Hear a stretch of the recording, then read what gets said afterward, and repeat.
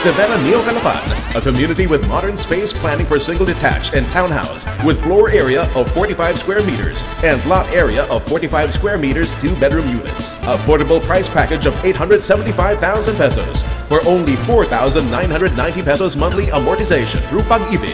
Other financing available through in-house and banks. Fronting the Filipiniana Hotel, Severa Neo Calapan is walking distance to Regional Mall, which features Robinson's Retail Group anchored tenant, 2 cinemas with 150 seating capacity, children's play area, regional government center, IT zone, Eco Park, among others. Ongoing housing construction with several units ready for turnover. Grand opening of Severa Regional Mall on December 2010. For particulars, call Marketing Management, RGV Real Estate Center Incorporated, 286-7527. 286-7567. Owner-Developer, Severa Neo Calapan Development Corporation. Model units available for viewing or log on to www.rgvcenter.com.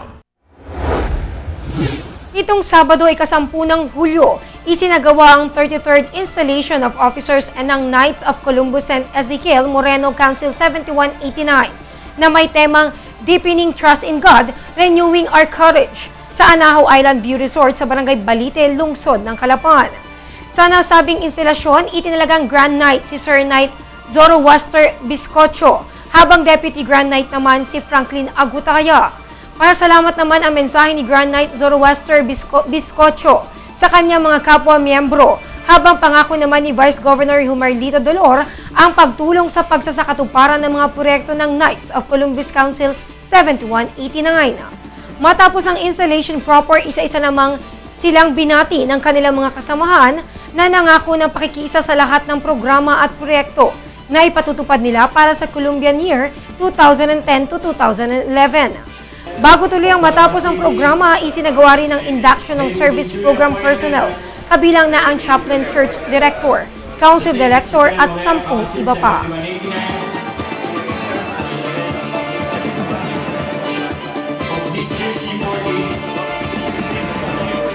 Samantala, makalipas ang 1 taong panunungkulan, muling isinagawa gabi nito ika-12 at ika-13 ng Hulyo ang induction and turnover ceremonies ng Rotary Club of Calapan at Rotary Club of Downtown Calapan. Sa nasabing mga okasyon, opisyal nang ipinakilala ang mga bagong halal na presidente ng dalawang samahan, si President-elect Ferdinand Bong Abbas para sa RCC at si President-elect Federico Cabaylo Jr. naman sa RCDC, na formal namang pinagtibay sa pamamagitan ng isinagawang turnover ceremony ng gavel ng dating presidente na sina immediate past President Lita Sugay at Mark Ferraren sa mga bagong presidente at ang panunumpa sa posisyong tinanggap na pinangunahan ni guest speaker DG Tato de Mayuga. Sa naging inaugural address ng dalawang halal na presidente, pawang sinabi ng mga ito ang pasalamat sa kasulukuyang posisyon at sa naging pagtitiwala at paniniwala ng mga kapwa nila Rotarians. Ganun pa man, ipinahayag nila na patuloy nilang isa sa katuparan ang mga nasimulang programa, gayon din ang pagkatha ng mga bagong programa sa kanilang termino para sa mas maunlad na samahan. Samantala, maliban sa turnover ceremony, ginanap rin ng gabing iyon ang presentasyon at induction ng mga baby Rotarians, incoming officers, new officers at directors, gayon din ang charging ng mga baby Rotarians at pinning ng mga new Rotarians.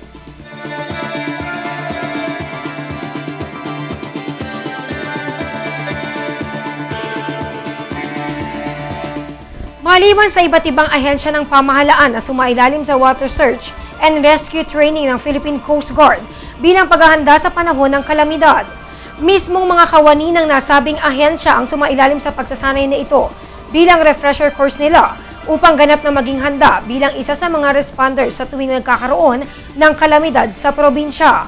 Ayon kay Calapan Coast Guard Station Commander Lieutenant Aljerica Frente, 15 kawani ng kanilang ahensya ang muling sumailalim sa pagsasanay na ito upang ganap silang maging handa sa pagresponde bilang siyang main function at hangarin ng Philippine Coast Guard.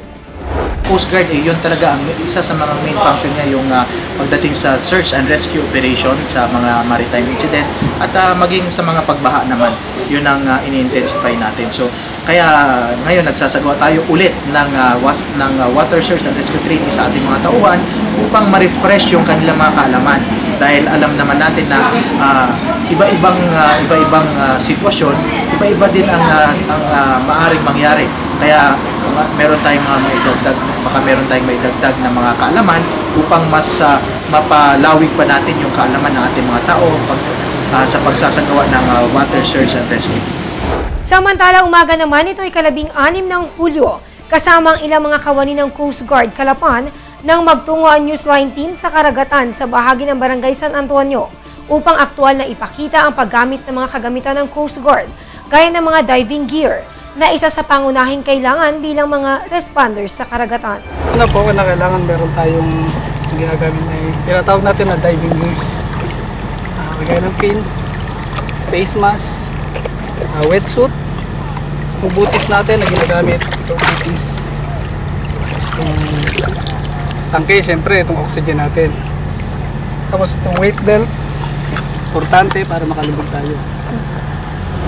Ayon pa kay Seaman First Reynold Panganiban ng Coast Guard, mahalaga para sa kanilang mga diver na masiguro na nasa maayos ang kanilang kagamitan, higit dahil sa ito ay ginagamit nilang pangresponde sa anumang insidente.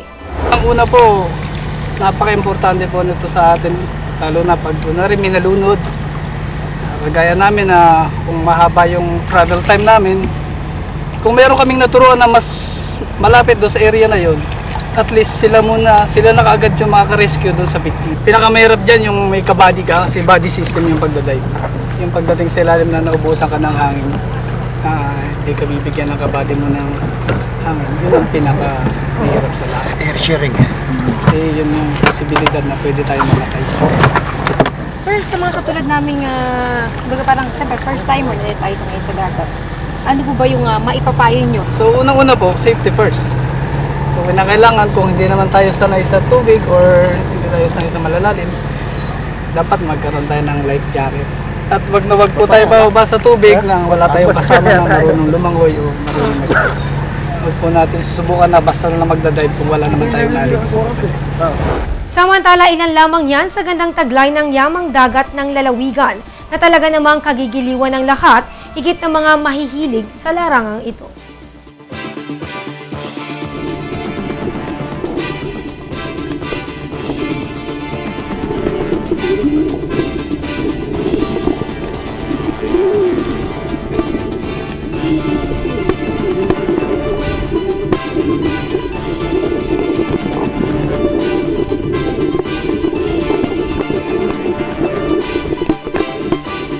Sa ating pong public service, ang tanggapan po ng Ingat Yamang Panlunsod ng Calapan ay muli pong ipapabatid na ang second quarter ng pagbabayad ng lisensya o business tax na walang pataw na multa ay sa ika-20 ng Hulyo taong kasalukuyan.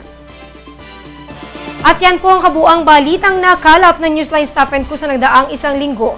Ito po si Irish Valiada nag-iiwan sa inyo ng isang mapayapa at magandang gabi. Maraming pong salamat sa inyong walang sawang pagsubaybay. Ito po ang TVNet Newsline, katotohanan at serbisyo hatid sa mga Mindoreño.